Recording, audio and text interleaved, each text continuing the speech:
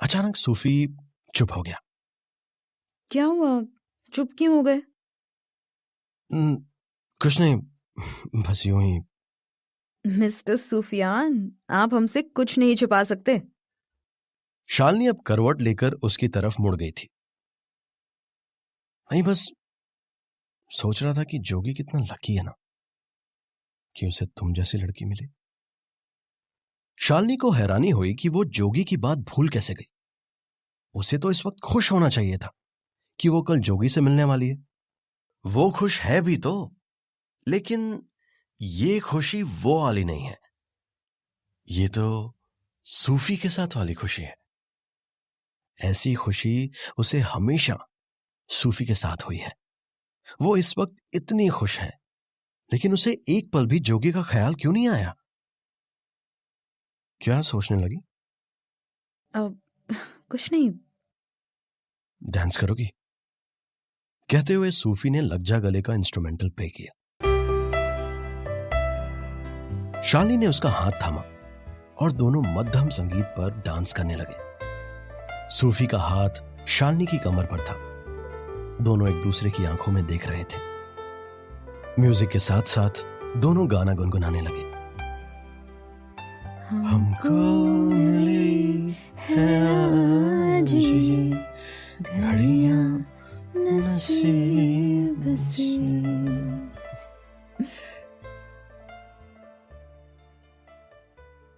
बाहर रोशनी बहुत कम थी। बैल्कनी में रखे लैंप की रोशनी दोनों के चेहरों पर थी। दोनों इस वक्त एक दूसरे में खोए हुए थे। साथ साथ गाना गुनगुनाते हुए दोनों एक दूसरे के बहुत नजदीक आ गए थे। अब सिर्फ संगीत बज रहा था। दोनों खामोश थे। उनके होठ बहुत करीब थे। सूफी अपने होठ उसके होठों पर रख देना चाहता था। शालिनी ने अपनी आंखें बंद कर ली। शायद वो भी यही चाहती थी। कुछ देर के लिए यह पल यहीं ठहर गया। दोनों के होठ इतने करीब आकर भी नहीं मिल पाए। शालिनी की आंख से एक आंसू टपका। उसने अपना सर सूफी के सीने से टिका लिया। सूफी ने उसे कसकर गले लगा लिया। अब हमें सो जाना चाहिए, ये कहते हुए सूफी ने शालिनी को खुद से अलग कर लिया। शालिनी बिना कुछ बोले चुपचाप बिस्तर पर चली गई। लेकिन सूफी को नींद नहीं आई। उसे लगा जैसे शालिनी बस उसी के लिए बनी है। जितना प्यार वो शालिनी को कर सकता है, उतना कोई कैसे करेगा? जोगी तो बिल्कुल नहीं। इतने सालों में एक बार भी जोगी ने शालिनी की खोज खबर नहीं ली। कोई इतना लापरवाह कैसे हो सकता है? शालिनी इतनी मासूम है। अगर जोगी ने उसे दोबारा छोड़ दिया तो वो तो टूट जाएगी एकदम। नहीं नहीं, वो अपनी शालिनी को किसी और के पास नहीं जाने दे सकता। उफ! सोचते सोचते सूफी के सर में तेज दर्द होने लगा। वो अकेले खुद से लड़ते लड़ते बेहाल हुआ जा रहा था। तभी उसे जाने क्या ख्याल आया। उसने अपनी जेब से रॉबिन का पता निकाला। कुछ देर उस एड्रेस को घूरता रहा और फिर उसे बैग में छुपा दिया। उस रात सूफी को एक पल के लिए भी नींद नहीं आई। अगली सुबह उसने शालिनी को नींद से जगाया और कॉफी पकड़ाते हुए बोला, जल्दी करो, आज टाइम पर पहुंचना है रॉबिन के यहां। Thank you so much for this coffee. इसकी मुझे सख्त जरूरत थी। घड़ी में 9 बज रहे थे। सूफी काफी पहले से तैयार होकर बैठा था। शालिनी बाथरूम से निकली और सूफी को परेशान देखकर बोली, क्या ढूंढ रहे हो? अरे वो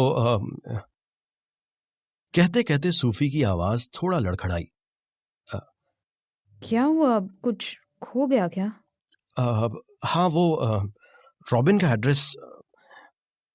सूफी धीरे से बोलकर नीचे जमीन की ओर देखने लगा।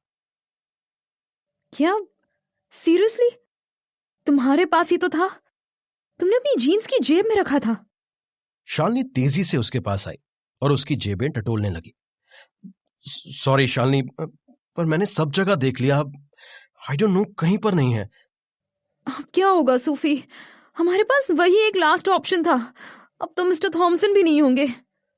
शालिनी की आवाज में उदासी झलक रही थी। शायद कल रास्ते में कहीं गिर गया हो। शालिनी सोफे पर निढाल होकर बैठ गई। उसका सर पीछे था, उसकी आंखें बंद थी। पूरे कमरे में एक खामोशी थी। अब मैं उससे कभी नहीं मिल पाऊंगी। सूफी ने करीब जाकर उसे संभाला। तुम चिंता मत करो, हम कुछ कर लेंगे, मैं पता करता हूं। नहीं सूफी, तुमने मेरे लिए पहले ही बहुत कुछ किया है, अब और नहीं। शायद मेरी किस्मत ही मेरे लिए कुछ और चाहती है।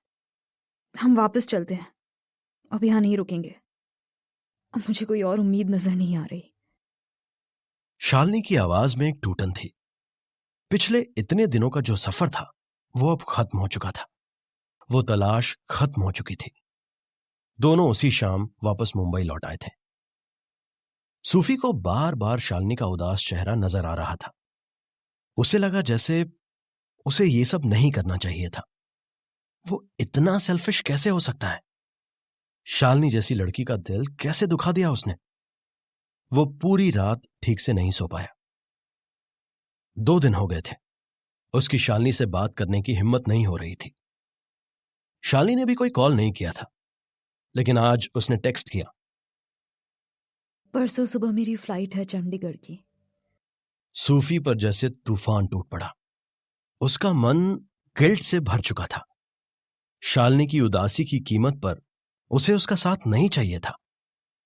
उसे लगा जिस दुख से वो शालिनी को बचाना चाहता था वो तो खुद उसी ने दे दिया। उसने फौरन बैग से वो पेपर निकाला जिस पर रॉबिन का एड्रेस था। उसने अगली सुबह की गोवा की फ्लाइट बुक की और गोवा पहुंच गया। आज उसे किसी भी हाल में जोगी से मिलकर शालिनी के बारे में सब कुछ बताना था। पर्ची पर लिखे पते पर वो जब पहुंचा तो उसकी मुलाकात रॉबिन से हुई। रॉबिन से मिलकर सूफी को जैसे होश ही नहीं रहा।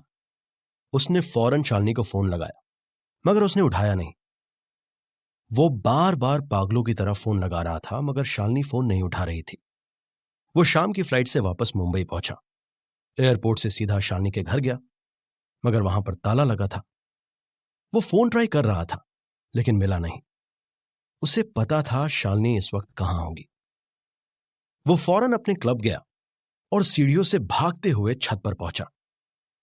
अब उसकी आंखों के सामने दुनिया का सबसे सुंदर दृश्य था। शालिनी वहां बैठी थी। साथ में 2 वाइन ग्लास थे, एक वाइन की बोतल थी और मोबाइल पर गाना बज रहा था।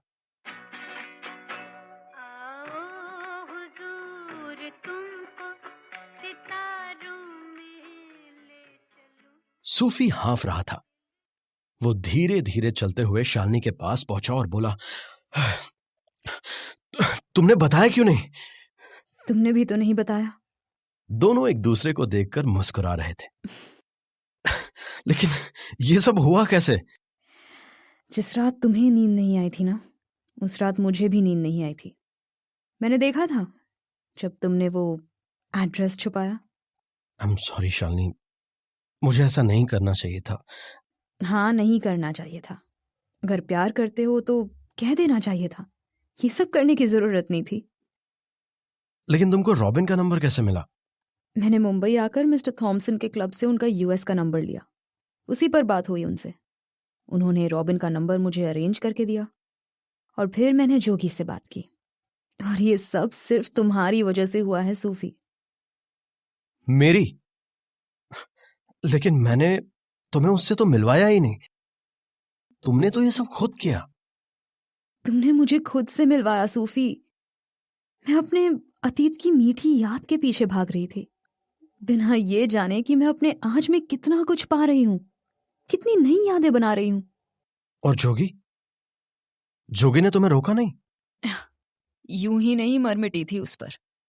उसने कहा मैं बंधनों को तोड़कर ही अपनी जिंदगी जी रहा हूं। मैं अपनी उड़ान उड़ रहा हूं शालिनी, तुम अपनी उड़ान उड़ो। मेरी जिंदगी में तुम्हारे बाद कोई नहीं था, लेकिन कभी कोई नहीं होगी, इसकी गारंटी नहीं ले सकता।